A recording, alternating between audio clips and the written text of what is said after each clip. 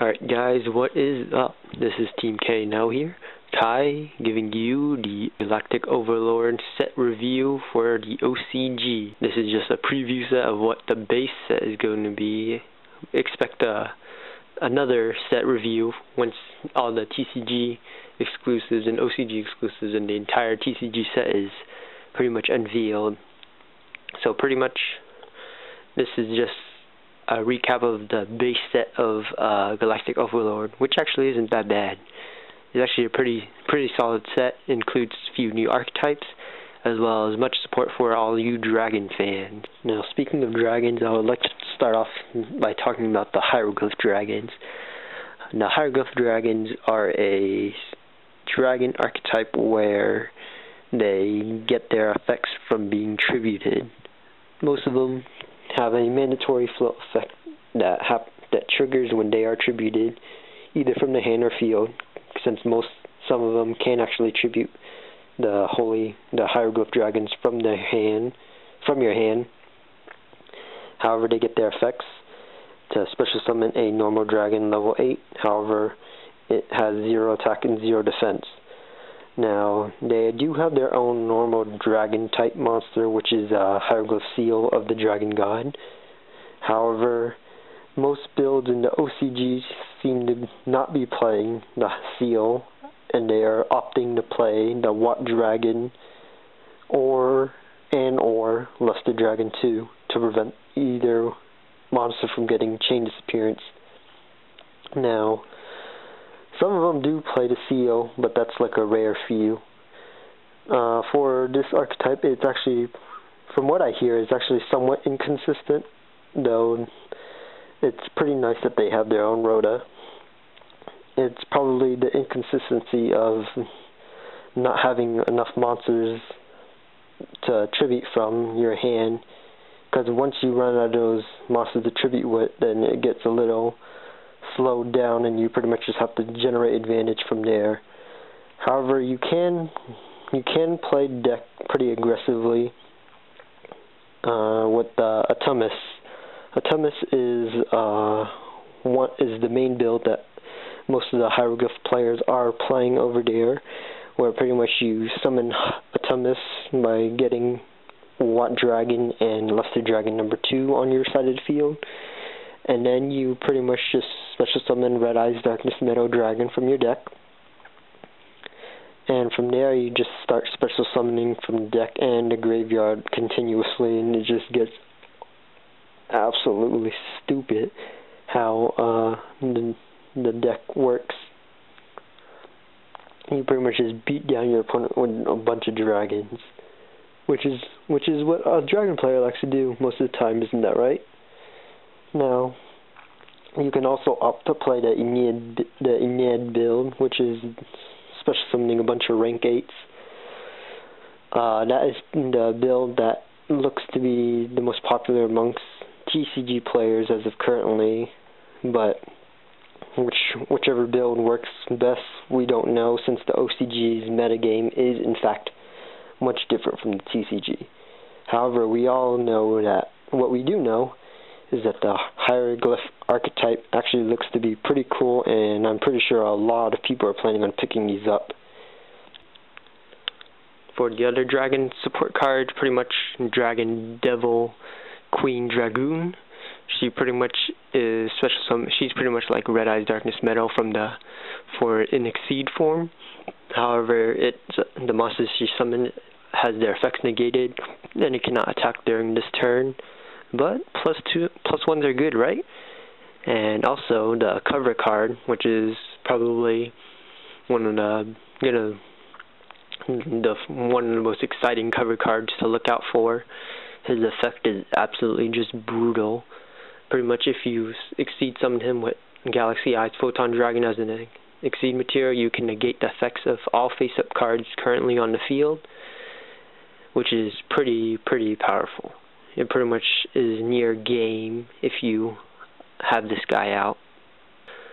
So then onto all the other cards. Insector Gruff, pretty much using him in an Insector deck. Most Insector decks play 2, but it also gives more flexibility to the Insector strategy, since not only now you can get your Dragonfly effects off without having to wait for your opponent to commit a monster or spell or trap or whatever onto the field, which they probably shouldn't be doing to begin with. Plus it also adds to the consistency of the deck by giving you more live targets other than Hornet.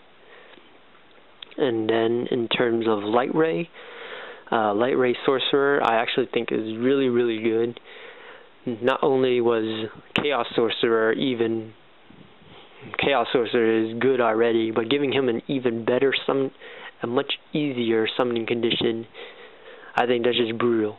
That really is. Though he does have a lack of however many he can banish, though Chaos Sorcerer normally doesn't stay on the field that long anyways, so I don't see this guy staying on the field that long either. But it's still a good card, regardless. Card D, which is actually a really good card. Pretty much +1 when you summon him, but you end your turn the moment you summon him, or the moment you use his effect. His effect can only be used during main phase 1, and you tribute this card, draw 2, and then it goes to the end phase immediately. And you cannot special summon during the turn you activate this effect. So pretty much it makes for a really great opening, solid play. Pretty much you just set up your field, summon him, tribute him, draw 2 cards, have your field set up as well as your hand traps to stop whatever your opponent is going to do next turn before you blow up. It is also the reason why Lavos went from tier 2 to tier 0/1 in the OCG. Now pretty much not only can Lavos dump 2 monsters, which can turn into 5 monsters with a single card, this card also adds to the consistency of the deck. Since you're dumping 2 to 5 cards with just one single card, you pretty much tributing this card off will let you go through 7 cards of your deck. So it's pretty powerful. Also, I've seen Hieroglyphs and Insectors use this card as well. Now, Phantom Bouncer. I don't expect this card to be that great. However, it is still pretty much a +2, +1, +2, however you want to count it. Since it allows you to search 2 bouncer cards from the deck. However, there isn't going to be unless they make a good bouncer card. I don't see this card seeing play at all.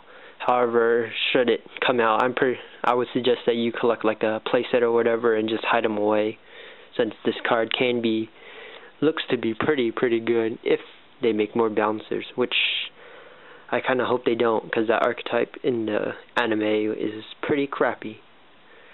But Photon Streak Bouncer is actually pretty cool.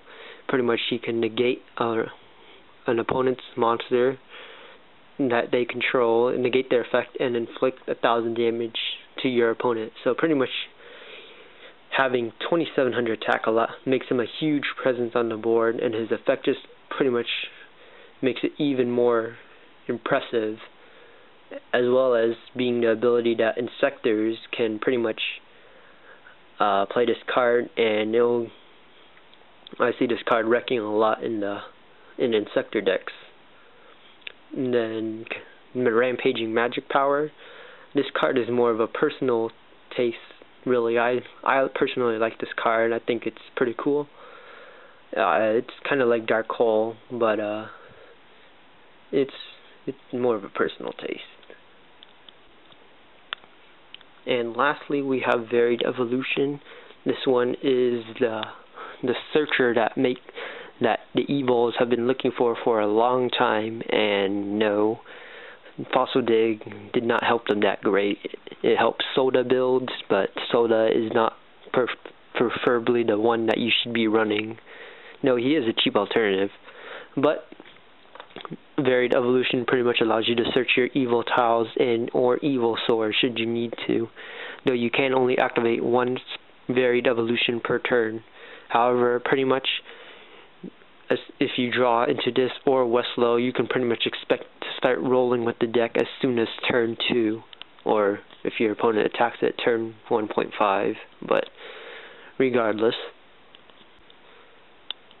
Now, I give the set 4 out of 5. Pretty much it contains a lot of support for dragons and monsters, new archetypes, hieroglyphs, and light ray that may or may not be given further, hopefully good, support in the good future sets, and also actually contains good support for evils as well as insectors.